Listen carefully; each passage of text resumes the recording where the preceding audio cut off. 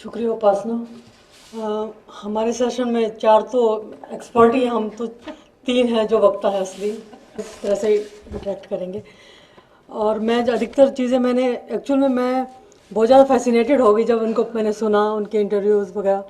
तो मैं एक ऐसे स्टेज पे पहुंच जाती हूँ कि बहुत ज़्यादा भाव विवल टाइप सा मैं मामला हो जाता है और वो मैं कुछ लिख ही नहीं पाती।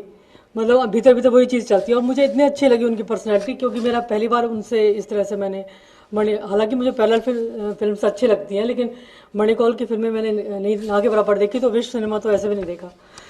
तो मैं जो भी कुछ लिखा मैंने सुबह ही लिखा।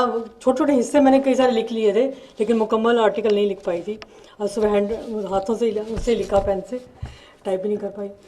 तो और इन 3 वक्ताओं में पहली मैं हूँ, तो मुझे ज़्यादा एक्सपर्ट जो वो उस तरह से चीज़ें नहीं मैं बोल पाऊँगी।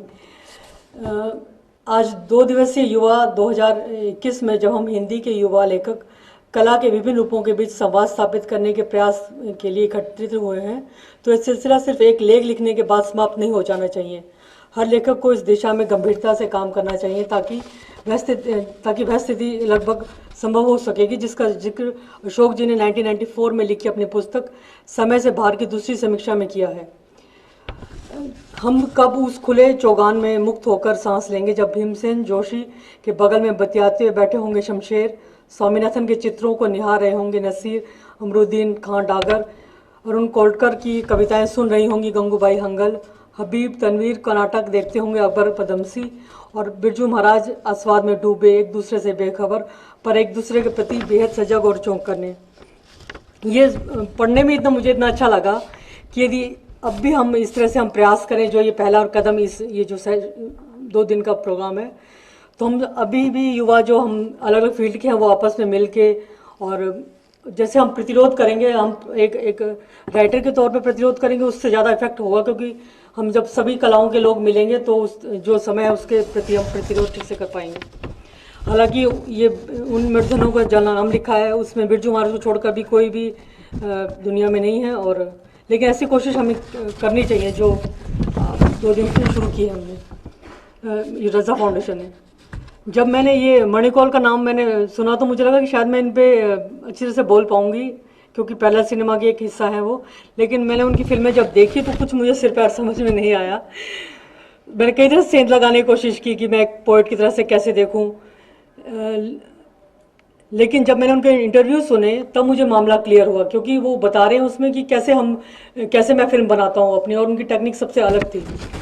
मैंने जो इनकी पहली फिल्म देखी थी दूरदर्शन पे, जब मैं बचपन में काफ़ी छोटी थी तब देखी थी, उसकी रोटी आई थी दूरदर्शन पे, तब इतनी समझ नहीं थी।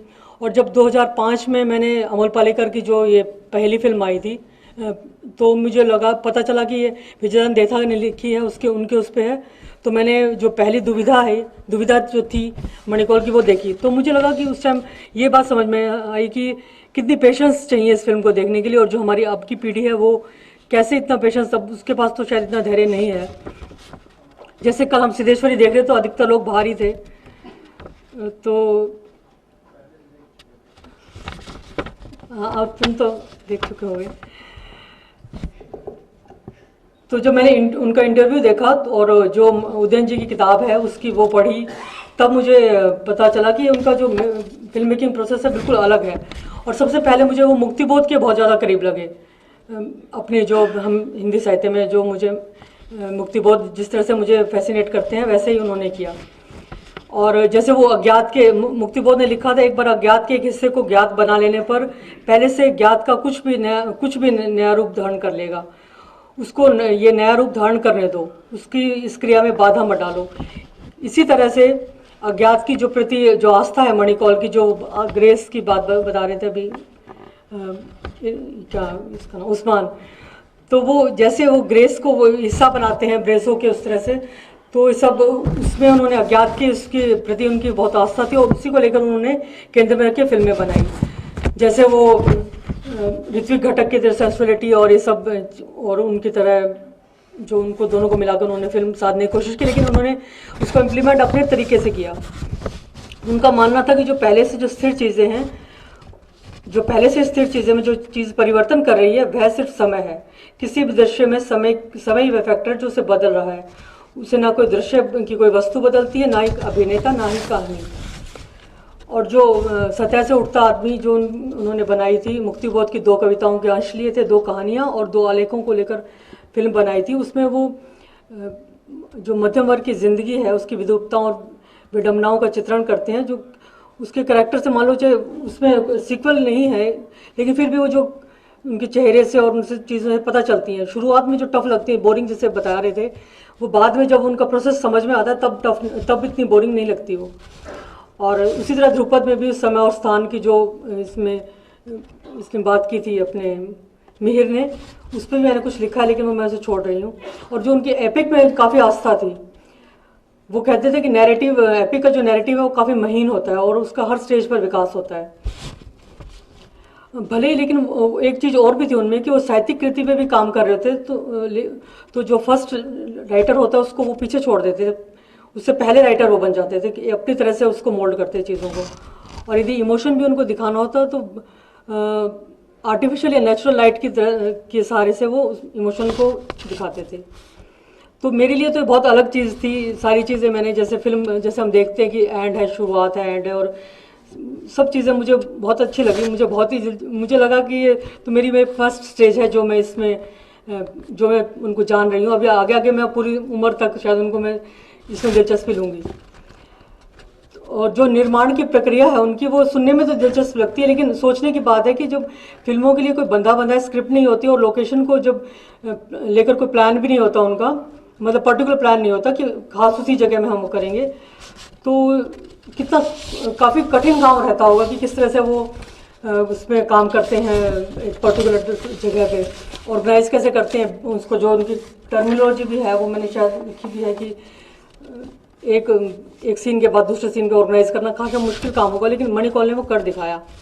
और फिक्शन में भी उनके जो फिक्शन का काम करते हैं उसमें नॉन फिक्शन का एलिमेंट रहता था, क्योंकि उनको नॉन फिक्शन में ज़्यादा आस्था थी। वो कहते थे कि नॉन फिक्शन ही एक मीडियम है जो सिनेमा को मुक्त करता है।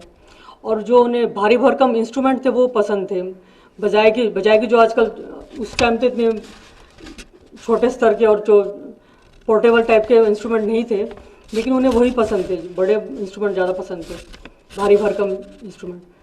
और अपनी रुचि का उन्होंने काम किया। तो जैसे उन्होंने मुक्तिबोध ने तोड़ी है अपनी सारी जो साहित्य में जो रूढ़िता है, सारी चीज़ें जो उनकी पद्धतियाँ हैं, उसी तरह मणिकौल ने भी तोड़े हैं। और तमाम आर्थिक कठिनाई से भी उन्होंने जूझते हुए फिल्म में अपनी आइडियोलॉजी के साथ सिनेमा को में कई तरह के प्रयोग करके फिल्म निर्माण किया और स्थापित यथार्थवाद को तोड़ा। और जो सिलेक्टेड थीम थे उनके जरिए राजतंत्र की सच्चाइयों पर फिर से प्रचार करने को बाध्य किया।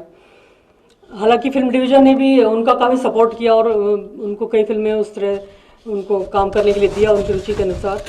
लेकिन जो आजकल मैंने देखा कि कई इंटरव्यू, रजत शर्मा जिसे हम बेहतरीन, अनुराग कश्यप वगैरह, वो भी काफ़ी टफ मानते हैं और वो कह रहे थे कि हमने उनका सिनेमा देखा ही नहीं है। और वो एक पर्सनैलिटी के तौर पे तो उनकी तारीफ़ कर रहे थे कि एक पर्सनैलिटी वो अच्छी है और हम उनके साथ बात करना अच्छा लगता है, लेकिन सिनेमा पे उनकी खास बात नहीं की उन्होंने। उन्होंने टफ माना, लेकिन मुझे लगता है शायद उन्होंने शायद उस तरह से उनको नहीं देखने की कोशिश की है। और जो मणिकौल कहते हैं कि फिल्म निर्माण में कहानी स्थान को तय करना एक तरह से आर्टिफिशियल काम है। जिन चीज़ों पर हम फिल्म बना रहे होते हैं वो सिर्फ एक जगह स्थिर खड़ी होती हैं, उसके बस बाद में दृश्य को बांधना होता है और इसमें तमाम तरह की संवेदनाओं को दर्शाना होता है। ये सब लगभग रेडीमेड है और बनाया है। जो स्थिति पहले से तय नहीं है उसमें जो अकस्मात सी चीज़ आती है और दृश्य का हिस्सा बन जाती है, वह स्थिति ही दरअसल सत्य है। जो ये ग्रेस की बात उसने की, उस्मान ने की।